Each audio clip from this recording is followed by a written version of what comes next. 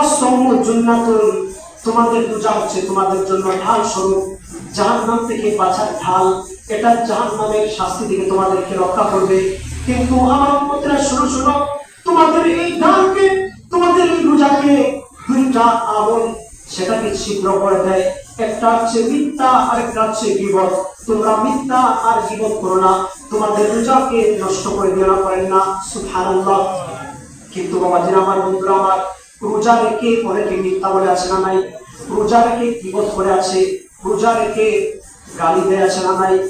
এই সকল রোজা রাখার পর, এই সকল গর্হিত কাজ করার পর, এই সকল অন্যায় গর্হিত কাজ থেকে আপনার রোজাকে পরিষ্কার করার জন্য, পবিত্র করার জন্য আমার নবী সুন্দর একটা ব্যবস্থা করে দিয়েছেন। করেন আলহামদুলিল্লাহ।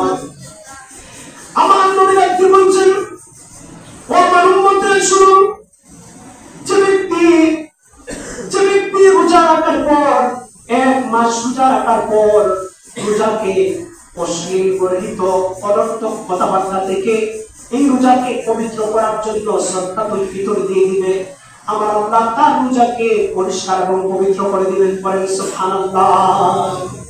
তাহলে সদকাতুল ফিতর দেওয়ার দরকার আছে না নাই? সদকাতুল ফিতরটা হবে, আল্লাহর হাবিব বলেছেন, ও আমার সাহাবী, এক সাহাবীকে বললেন, যাও যাও তুমি মক্কা মদিনার অলিগলিতে গিয়ে বলে দাও, আমি নবী সদকাতুল ফিতরকে ওয়াজিব করে দিয়েছি। সদকাতুল ফিতর এই জন্য দিবে যাতে রোজাদারের রোজা অনর্থক কথাবার্তা কার্যক্রম থেকে যাতে পবিত্র হয়ে যায়, আর গরিব মিসকিনদের জন্য যাতে খাবারের ব্যবস্থা হয়ে যায়। করেন সুবহানাল্লাহ। এই বাড়ি ঘর ছাড়িতে আপন পোশাক খুলে খুলে সাদা কাফন পরিতে, আল্লাহুম্মা সাল্লি সাইয়্যিদিনা মাওলানা মুহাম্মদ ওয়া আলা আলি সাইয়্যিদিনা মাওলানা। এই দুনিয়া পড়ে থাকবে, আমরা একদিন থাকিব না, সবাই মোদের ভুলে যাবে, নবীজি মোদের ভুলবে না। আল্লাহুম্মা সাল্লি সাইয়্যিদিনা মাওলানা মুহাম্মদ ওয়া আলা সাইয়্যিদিনা মাওলানা মুহাম্মদ।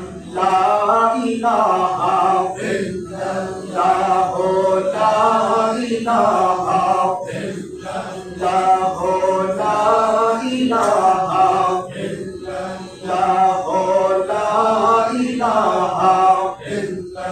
হাসবি রাব্বি জাল্লাল্লাহ, মা ফি কলবি গায়রুল্লাহ।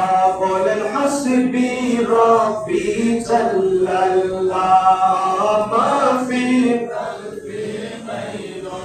নূর মুহাম্মদ সাল্লাল্লাহ, নূর মুহাম্মদ সাল্লাল্লাহ, লা ইলাহা ইল্লাল্লাহ, লা ইলাহা ইল্লাল্লাহ, লা ইলাহা ইল্লাল্লাহ, লা ইলাহা ইল্লাল্লাহ, লা ইলাহা ইল্লাল্লাহ। বহু দূরে মদিনা, আমরা কেমনে যাবো জানি না। বলেন বহু দূরে মদিনা, আমরা কেমনে যাবো জানি না। দয়াল আল্লাহ দয়া করো, দয়াল আল্লাহ দয়া করো, ফুরাও মনের বাসনা। লা ইলাহা ইল্লাল্লাহ, লা ইলাহা ইল্লাল্লাহ।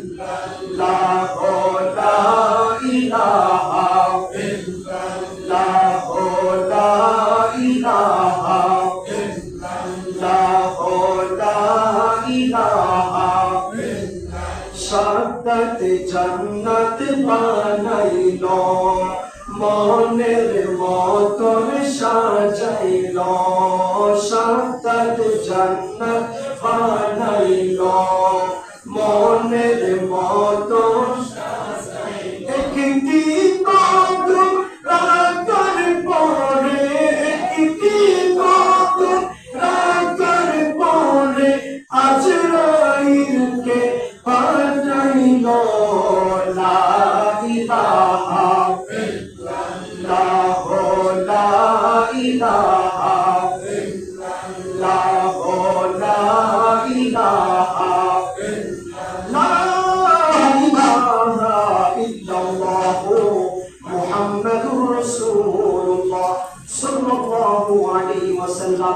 আসলে একটু ইসমে জাতের জিকির করি আল্লাহ আল্লাহ আল্লাহ আল্লাহ আল্লাহ আল্লাহ আল্লাহ আল্লাহ আল্লাহ আল্লাহ পাগল মন একবার লীলারে তোরে হইব রে মরণ মাশাআল্লাহ আল্লাহ আল্লাহ আল্লাহ আল্লাহ পাগল মন একবার লীলারে তোরে হইব রে মরণ মাশাআল্লাহ আল্লাহ আল্লাহ তুই মরিলে সঙ্গের সাথী তুই মরিলে সঙ্গের সাথী পাইবে নায়ক চলে পাগল মন একবার লীলারে তোরে হইব রে মরণ মাশাআল্লাহ আল্লাহ আল্লাহ আল্লাহ আল্লাহ আল্লাহ আল্লাহ হঠাৎ দিন আজরাইলে ফসদি বে তোমার দোলে শেষ করিবে এসাবে জীবন মনরে মাশাআল্লাহ আল্লাহ আল্লাহ আল্লাহ আল্লাহ হঠাৎ দিন আজরাইলে ফসদি বে আমার দোলে শেষ করিবে এসাবে জীবন মনরে মাশাআল্লাহ আল্লাহ আল্লাহ তুই মরিলে সঙ্গের সাথী তুই মরিলে সঙ্গের সাথী পাইবে নায়ক চলে পাগল মন মাশাআল্লাহ আল্লাহ আল্লাহ আল্লাহ আল্লাহ আল্লাহ আল্লাহ আল্লাহ আল্লাহ আল্লাহ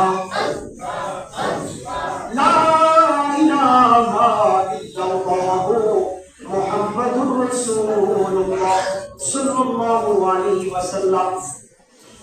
অসংখ্য গণিত শুকরিয়া জ্ঞাপন করছি সেই মহান আল্লাহ পাক রব্বুল আলামিনের দরবারে, যে মহান আল্লাহ পাক রব্বুল আলামিন আমাদেরকে পবিত্র মাহে রমজান মুবারক মাসে ফরজ রোজা মুখে নিয়ে আল্লাহ তাআলার ঘরে এসে আল্লাহ পাক রব্বুল আলামিনের জিকির সহ আল্লাহর হাবিবের শানে পয়গম্বর দরুদ শরীফ সহ আল্লাহ পাক রব্বুল আলামিনের ইসমে জাতের জিকির আজকার করার জন্য যে আল্লাহ পাক রব্বুল আলামিন আমাদেরকে তৌফিক দান করেছেন, সেই মহান আল্লাহ পাক রব্বুল আলামিনের দরবারে অবনত মস্তকে অন্তরের গভীর থেকে মহব্বত সহকারে উচ্চ আওয়াজে শুকরিয়া আদায়ের জন্য করি আলহামদুলিল্লাহ। আল্লাহ পাক রব্বুল আলামিন যেন আমাদের পবিত্র মাহে রমজান মুবারক মাসের রোজা, আমাদের সেহরি, আমাদের তারাবি, আমাদের ইফতার, আমাদের তিলাওয়াত, আমাদের সকল আমলগুলিকে কবুল করেন। আমরা প্রত্যেকে বলি আল্লাহুম্মা আমিন। বাবাজিরা আমার, বন্ধুরা আমার, রমজান মাস আমাদের থেকে একে একে বিদায় নিয়ে চলে যাচ্ছে, ঠিক না বেটি? এই রমজান মাসটাকে আমার নবী তিনটা ভাগে ভাগ করে দিয়েছেন। একটা ভাগ হচ্ছে রহমত, 10 দিন। পরের 10 দিন হচ্ছে মাগফিরাত, পরের 10 দিন হচ্ছে নাজাত, আমরা মাগফিরাতের 10 দিনের মধ্যে আজকে 18তম দিন অর্থাৎ 8ম দিন। আল্লাহ পাক রব্বুল আলামিন যে আমাদেরকে এই মাগফিরাতের দিনে আল্লাহর ঘরে এসে জুমার নামাজ আদায় করার তৌফিক দান করেছেন, এই জন্য আমরা খুশি না বেজার। বাবাজিরা আমার, বন্ধুরা আমার, রহমত, মাগফিরাত, নাজাতের দিনগুলো চলে যাচ্ছে, কিন্তু আমি একটু চিন্তা করে দেখা দরকার, আমরা কি এই রমজানের রহমত অর্জন করতে পেরেছি?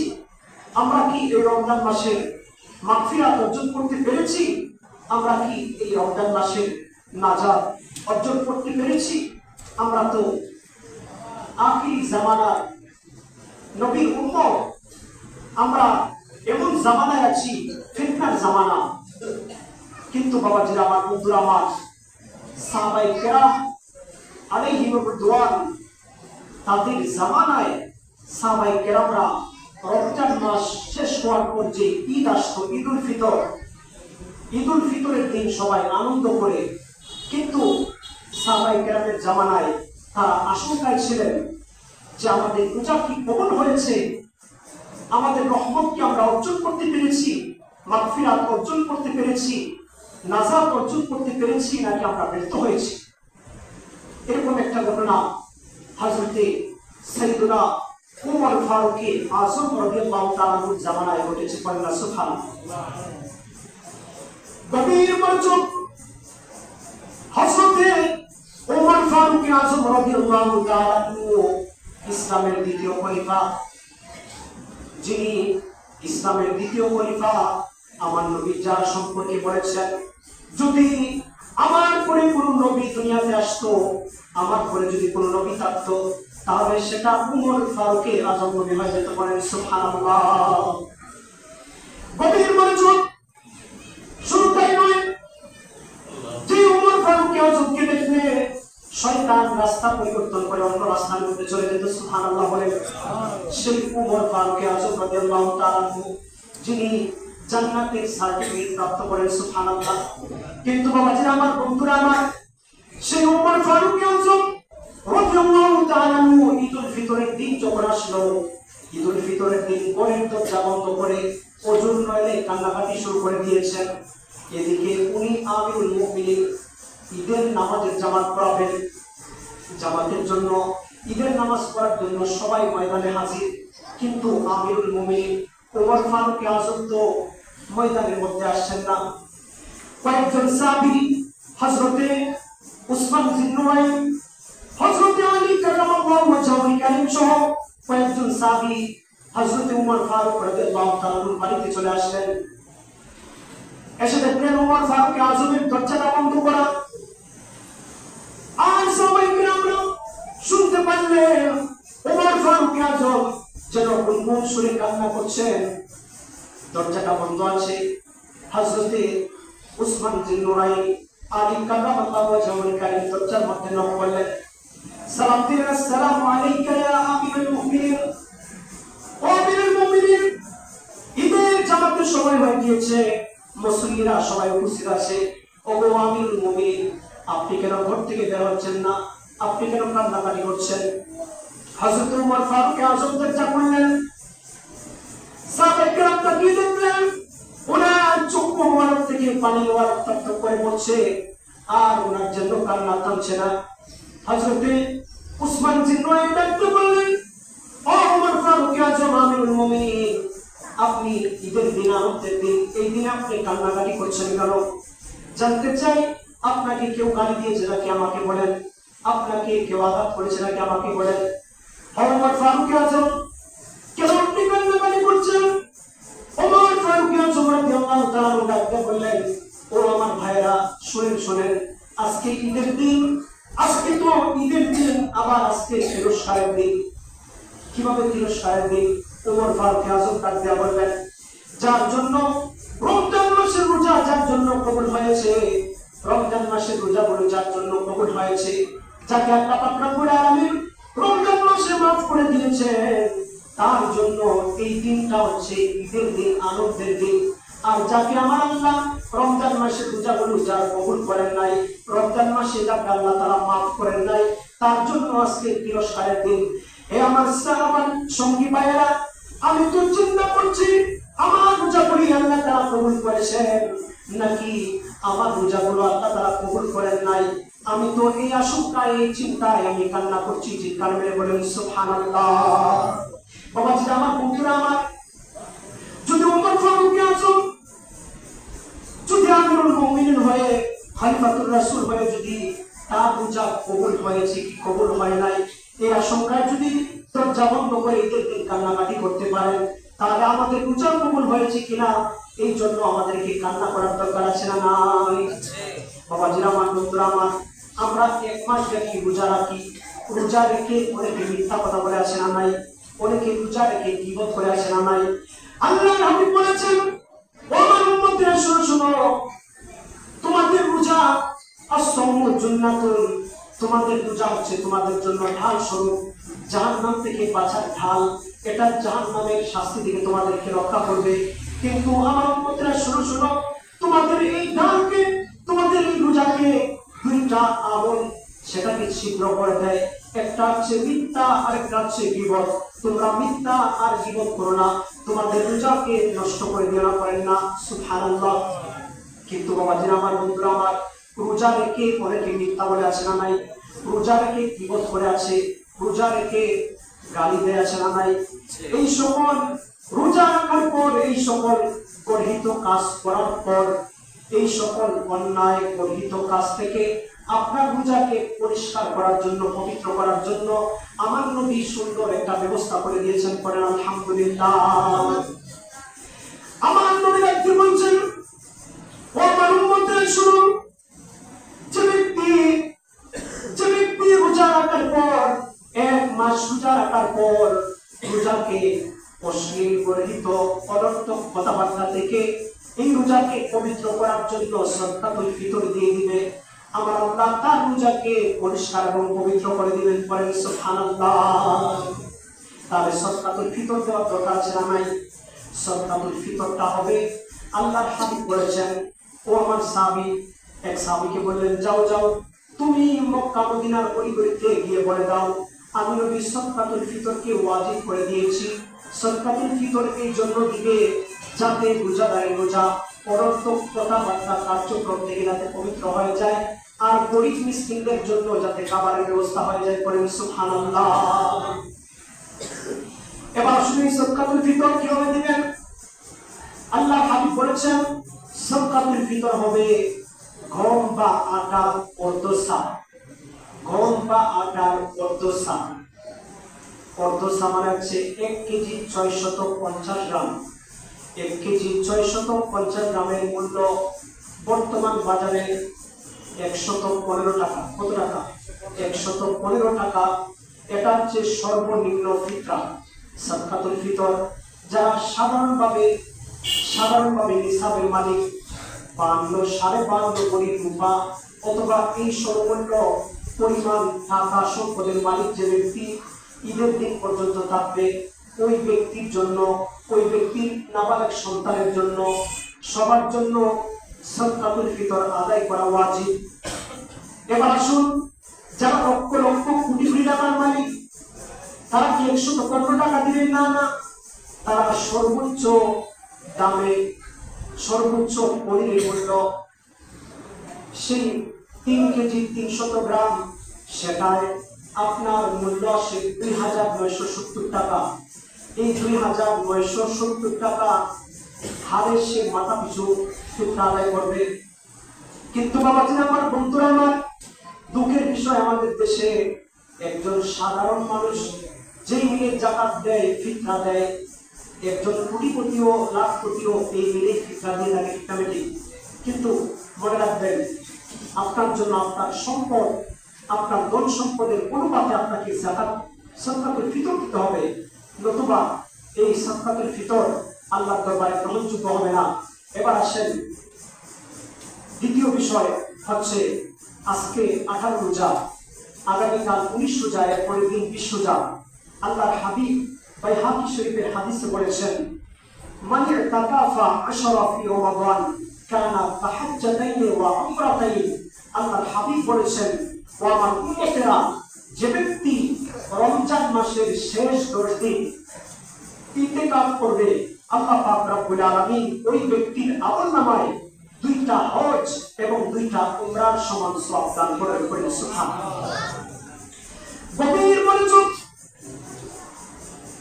অনেক লোক আছে আমাদের সমাজে লক্ষ লক্ষ টাকা খরচ করে হজের মধ্যে যাইতে পারে না, আছে না নাই? কিন্তু হজ করার জন্য মন পাগল পারা দিওয়ানা, আছে না নাই? বাবাজিরা আমার, বন্ধুরা আমার, কিন্তু আরো কিছু লোক আছে যাদের অনেক টাকা পয়সা সম্পদ আছে, অনেক ধন সম্পদ থাকার পরেও কপালের মধ্যে হজ নাই, আছে না নাই? আছে। দুর্ভাগা, হতভাগা, এত সম্পদ থাকার পরেও হজ না করতে পারা, এটা আসলে হতভাগার বিষয়। বাবাজিরা আমার, বন্ধুরা আমার, আবার অনেকে আছে হজ করে কিন্তু সারা জীবন হারাম টাকা জমাইয়া হজ করে, আছে না নাই? বলেন তো, হারাম টাকা সম্পদ দিয়ে হজ করলে কি হজ হবে না বাদ হবে? হজ হবে না। বাবাজিরা আমার, বন্ধুরা আমার, কিন্তু আপনি লক্ষ লক্ষ টাকা খরচ করে হজ করলেন, এই হজ আল্লাহর দরবারে কবুল হতে পারে, আবার নাও হতে পারে, ঠিক না বেঠিক? কিন্তু আপনি রমজানের শেষ 10 দিন আল্লাহকে খুশি করার জন্য, শুধুমাত্র আল্লাহকে সন্তুষ্ট করার জন্য যদি ইতিকাফ করতে পারেন, আমার নবী বলেছেন ওই বান্দার আমলে, ওই উম্মতের আমলনামার মধ্যে আমার আল্লাহ 2টা হজ এবং 2টা উমরার সওয়াব দিয়ে দিবেন। করেন সুবহানাল্লাহ। এই জন্য ইতিকাফ বসার দরকার, আছে না নাই? অনেক যুবকরা এসে বলে, হুজুর আমার বাবাকে একটু বুঝাইন তো। আমি বুঝাইতেছি 1 মাস ধরে ইতিকাফে বসতে চাই না। মুরব্বী বাবা, আপনাকে উদ্দেশ্য করে বলছি, আপনার দাড়িগুলো সাদা হয়ে গিয়েছে, আপনার দাঁতগুলো পড়ে গিয়েছে, আপনার শরীরের চামড়ায় বাজ এসেছে, আপনার স্মরণ শক্তি কমে গিয়েছে, আপনি কিসের অপেক্ষায় বসে আছেন? আপনাকে তো আজরাইল মৃত্যুর চিঠি বারবার দিচ্ছে, আপনি কেন আল্লাহর সন্তুষ্টির জন্য জীবনের আখিরাতের পুঁজি হিসাবে আপনি কেন 10 দিনের জন্য ইতিকাফ বসছেন না? দুঃখের বিষয়, যুবকরা বসতে চায় কিন্তু মুরব্বী বাবাজিরা বসতে চায় না। কিন্তু বাবা মনে রাখেন, আপনার মতো মুরব্বী গত বছর এই মসজিদে ইতিকাফে বসেছিল, কিন্তু আজকে অন্ধকার কবরে আছে, ঠিক না বেটি? আপনার মতো সমাজের মাতব্বর, আপনার মতো সমাজের লিডার অনেকে অন্ধকার কবরে আছে, কিন্তু গত বছর আমাদের সাথেই ছিল, ঠিক না বেটি? এই জন্য বাবাজি, অলসতা করে কোনো লাভ নাই। আগামী রমজান আপনি পাবেন কি পাবেন না এটা আপনি জানেন। হতে পারে এই রমজান মাস আপনার জন্য শেষ রমজান মাস, ঠিক না বেটি? বাবাজিরা আমার, বন্ধুরা আমার, কোন জুড়ে অনুরোধ করে বলবো, আপনি মুরব্বী, আপনার সন্তানরা উপার্জন করতে পারে, আপনার পরিবার 10 দিন চলতে পারবে, এই অবস্থায় যদি থাকে, আপনি আল্লাহর ওয়াস্তে কিভাবে বসে যান, আল্লাহ পাক রব্বুল আলামিন আপনাকে কবুল করবেন। হতে পারে আপনি জীবনে অনেক নামাজ কাজা করেছেন, অনেক অন্যায় অবিচার অপাচার করেছেন, অনেক গুনাহ করেছেন, ইতিকাফের উসিলায় আল্লাহ তাআলা ক্ষমা করে দিতে পারে কি পারে না? আমি তিলাওয়াত করেছিলাম, আল্লাহ পাক রব্বুল আলামিন পবিত্র কোরআনে কারীমে বলেছেন, ইন্না আনজালনাহু ফি লাইলাতিল কদর, নিশ্চয়ই আমি লাইলাতুল কদরের মধ্যে এই কিতাব কোরআন নাযিল করেছি। পড়েন সুবহানাল্লাহ। আল্লাহ তাআলা বলছেন, ওয়া মা আদরাকা মা লাইলাতুল কদর, আপনি কি জানেন এই লাইলাতুল কদরটা কি? ও নবী, আপনি কি জানেন এই লাইলাতুল কদরটা কি? আল্লাহ পাক রব্বুল আলামিন আমার নবীকে জানিয়ে দিচ্ছেন, লাইলাতুল কদরি খায়রুম মিন আলফি শাহর। বলেন সুবহানাল্লাহ। এই লাইলাতুল কদরটা 1000 মাসের চেয়েও উত্তম। বলেন সুবহানাল্লাহ। এই রাতে, এক রাতে যদি আপনি জাগ্রত থেকে ইবাদত করতে পারেন, 1000 মাস ইবাদত করার চেয়েও বেশি নেকি আপনার আমলনামায় আমার আল্লাহ দিয়ে দিবেন। বলেন সুবহানাল্লাহ। মুসনাদে আহমদের মধ্যে হাদিস আসছে, আল্লাহর হাবিব বলেছেন, লাইলাতুল কদর এমন এক রাত, এই রাত্রিতে জাগ্রত থেকে যদি কোনো ব্যক্তি ইবাদত করে, আমার আল্লাহ তার জিন্দেগীর সকল গুনাহগুলিকে মাফ করে দেবেন। পড়েন সুবহানাল্লাহ। বাবাজি আমার, বন্ধুরা আমার, আল্লাহর হাবিব হাদিসে বলেছেন, মুয়াত্তা মালিকের হাদিস, আল্লাহর হাবিব বলেছেন এই লাইলাতুল কদরটা তোমরা রমজানের শেষ দশকে বেজুর রাত্রিতে অন্বেষণ করো। 21, 23, 25, 27, 29 এই রাত্রিগুলোতে তোমরা পবিত্র লাইলাতুল কদরের রাত্রিটা অন্বেষণ করো। এই রাত্রিতে যদি তোমরা ইবাদত করতে পারো, 1000 মাস অপেক্ষা বেশি নেকি তোমাদের আমলনামায় আল্লাহ তাআলা দিয়ে দিবেন। এটা কার কথা? আল্লাহ, এটা আল্লাহ বলেছে। এই রাত্রির কদর শুধু তাই নয়, আল্লাহর হাবিব রাহমাতাল লিল আলামিন ডাক দিয়ে বলেছেন, ও আমার সাহাবায়ে কেরামরা, এই রাতের অনেক ফজিলত রয়েছে। হযরত আম্মা জান আয়েশা সিদ্দিকা রাদিয়াল্লাহু তাআলা আনহা ডাক দিয়ে বললেন, ইয়া রাসূলুল্লাহ, ইয়া হাবিবাল্লাহ, পবিত্র লাইলাতুল কদরের অনেক ফজিলত আপনি বর্ণনা করেছেন। ও দয়ার নবী, মায়ের নবী, জানতে চাই, যদি আমি পবিত্র লাইলাতুল কদর পেয়ে যাই, ইয়া রাসূলুল্লাহ, ইয়া হাবিবাল্লাহ, তাহলে আমি খুব দোয়া করব। আল্লাহর হাবিব বলেছেন, ও আয়েশা সিদ্দিকা, কুলি, তুমি যদি পবিত্র লাইলাতুল কদরের রাত্রি চিনতে পারো, লাইলাতুল কদরের রাত্রি পেয়ে যাও, তুমি বলো আল্লাহুম্মা, তুমি বলো আল্লাহ, তুমি বলো হে আল্লাহ, আল্লাহুম্মা আফুউন তুহিব্বুল আফওয়া ফাআফু আন্নি, তুমি ডাক দিয়ে বলো, হে আল্লাহ, আপনি ক্ষমাশীল, আপনি ক্ষমা করতে পছন্দ করেন, সুতরাং আমাকে তুমি মাফ করে দাও। করে সুবহানাল্লাহ। বাবাজি আমার, পুত্র আমার, জুমার নামাজের সময় খুবই কাছাকাছি, এই জন্য আমি আর বয়ান করব না। আমি এখন দেখতে চাই যে এত ফজিলতপূর্ণ ইতিকাফ, যে ইতিকাফকে আমার নবী দুনিয়া থেকে বিদায় নেওয়ার আগ পর্যন্ত কোনদিন রমজানের শেষ দশকে ইতিকাফ ছাড়েন নাই। এই ইতিকাফটাকে এই জন্য সুন্নাতে মুআক্কাদা আল কিফায়া করা হয়েছে। আমি এবার দেখতে চাই কে আছেন যে হুজুর আমি 10 দিনের জন্য আমি আল্লাহর মসজিদে থেকে বসবো।